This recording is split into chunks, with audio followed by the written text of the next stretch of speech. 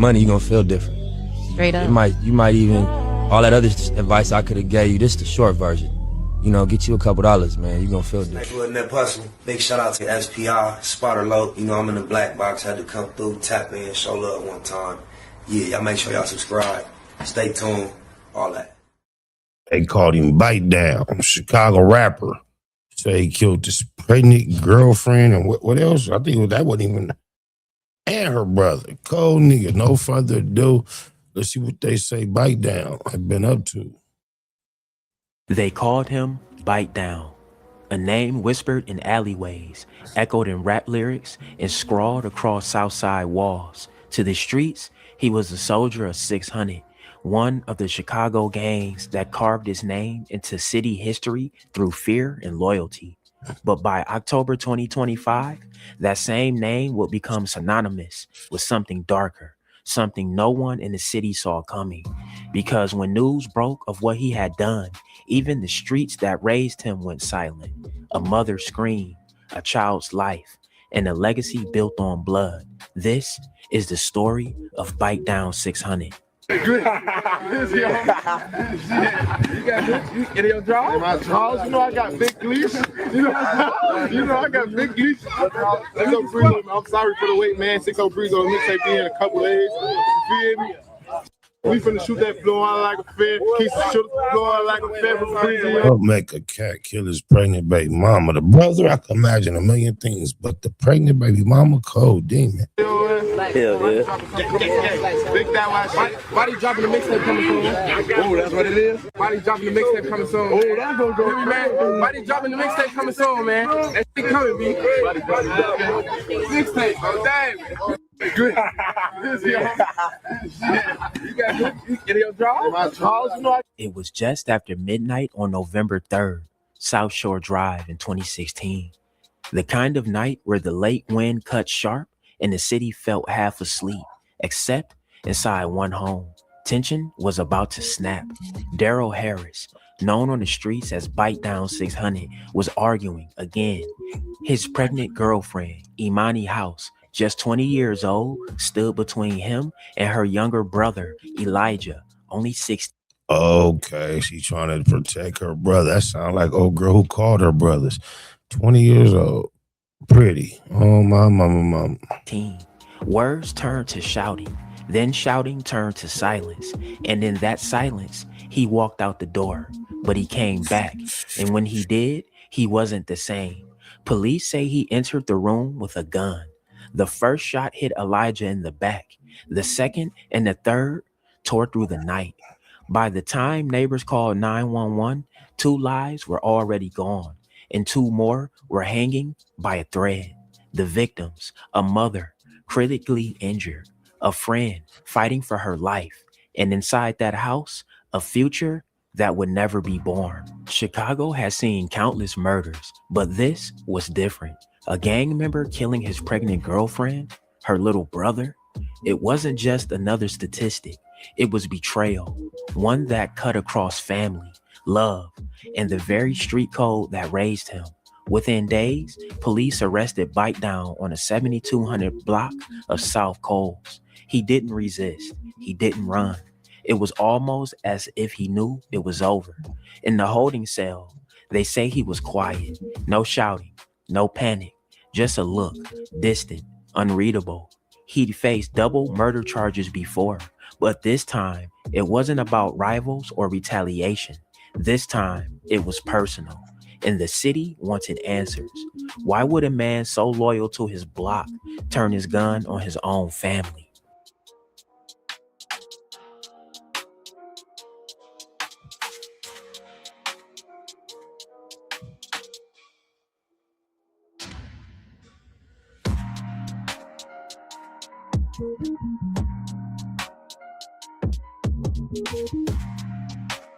I wonder who he was fighting and they just showing that jail fight just to show it.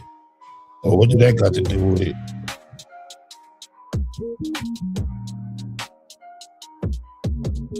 They always got from Chicago jail. Okay, over there against the wall.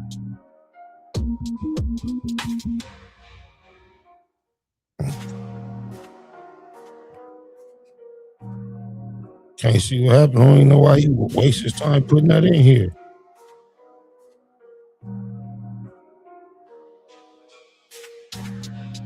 Today is July 19, 2018. The time is now 11:52 hours.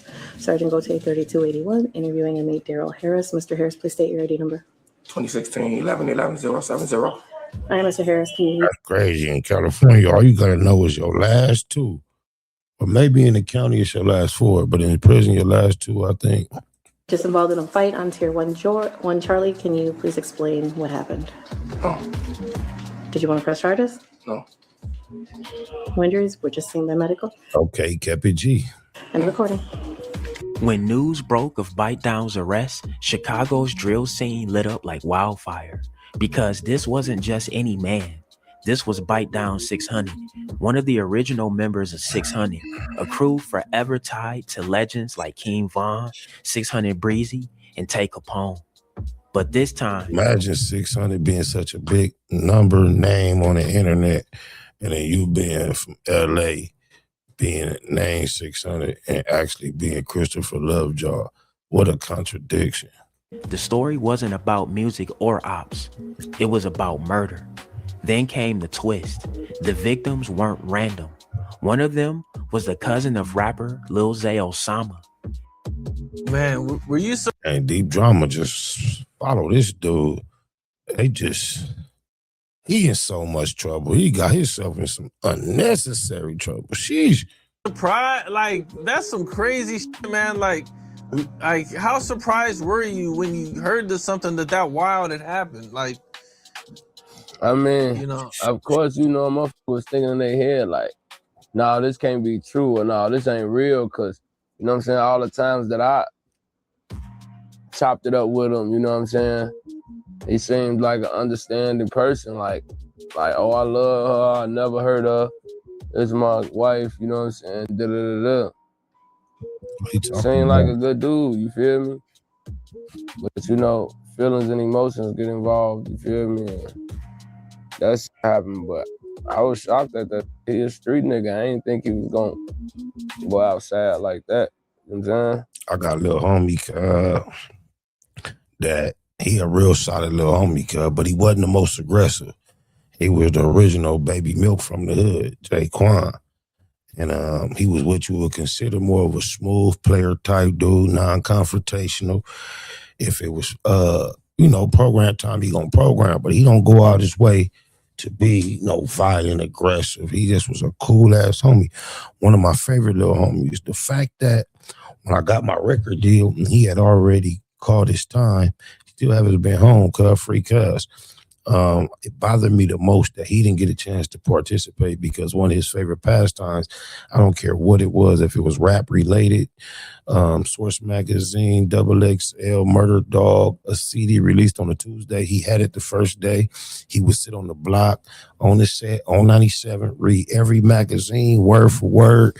When the CDs used to come out, they used to have credits and shit on the back, had the lyrics. He would read all that shit word for word. So he happened to catch his case before I caught my deal. And I used to hate the fact that that's one of the main homies from the set that I would really want to experience this rap shit with me because how much he was personally into it. However, me giving you an idea of his personality and his character was to say this. He had a baby mama who had another nigga. The nigga was from Main Street. And allegedly, according to the court papers and according to his baby mama and the nigga from Main Street that took the stand on him, you know how relationships be overlapping. I don't really know the dynamics, details of if she was lying to the homie or what, but him and his baby mama was on a rocky off and on back and forth relationship, and she was having the nigga from Main Street. And in the meantime, at one point, she was driving the little homie car. And when she pulled up on her other nigga, he was like, man, you better tell cuz we still fucking around or something like, or we back fucking around, something of that nature. And she was like, no, I can't do that. I'm gonna do it later, or let me. And cuz got frustrated with her, and because he was driving his car, he took a brick and bust the window out. Like, now you gonna have to tell that nigga type shit. So I guess the little homie got on the phone with cuz like, we can get out. Say all that to say, according to the documents, the witnesses and the people that told on him, they say the little homie went over there and right before they would square off, Cuff Maintry took his shirt off. What'd he do that for? Pop, pop, pop, pop, pop, pop, pop, pop. That was a long time ago, Cuff. Before I met 50 Cent, the little homie still ain't home. I say all that to say, behind that pool nanny, according to the snitches and the people that told on, man, don't tell him what a nigga do. And one night, the city's music scene fractured. Lil Zay went public, saying he couldn't stand by anyone capable of something this vile, but not everyone agreed. Some from 600 doubled down, calling it quote-unquote free bite down day. They didn't talk about guilt or innocence. They talked about loyalty. It was a split, not just between rappers, but between the old code and the moral line. Was loyalty to your own worth more than the truth? Do people start, what's the reaction from everybody? Like, are you seeing people say free him off the bat? When did all this free him You start? gotta understand, folks. I barely used to hear people say free him, you know what I'm saying? And for the that did say free him, I never seen those got around those, because I'd have smacked the shit going on for one. Motherfucker got punched up, beat up, all type of shit, gang, you feel me? Like, you feel me? Von was one of the first that DM'd me, RP King Von. He was one of the first niggas that DM'd me about putting Bite Down name in a song, you know what I'm saying? But I told him, like, you feel me? It is what it is. Shorty ass come home, we nailing his ass, you know? So me and Von, we had a relationship over that, because he was on some free his homie type shit. He don't care what he did. And I was on some, it's my family. You feel me? So if you on some free him shit, we can't even see eye to eye. Now I see what he up against right now and how he be talking on these interviews. I wasn't up on him back when he was saying all this, Shout out Ken Capone. But dude was like, he was ready to crash out. He was on a crash out mission. He talking loose as a motherfucker. Gonna always, you feel me, be some shit between us, you feel me? October 2025. The verdict was in. After nearly a decade of in and out cases, charges, and rumors, Bite Down 600 was found guilty. 2 counts of murder, 2 counts of attempted murder, and 1 count of intentional homicide of an unborn child. Inside the courtroom, the air was heavy. Family members of the victims wept quietly. Others sat frozen, maybe in disbelief, maybe in relief. And Bite Down, he didn't move.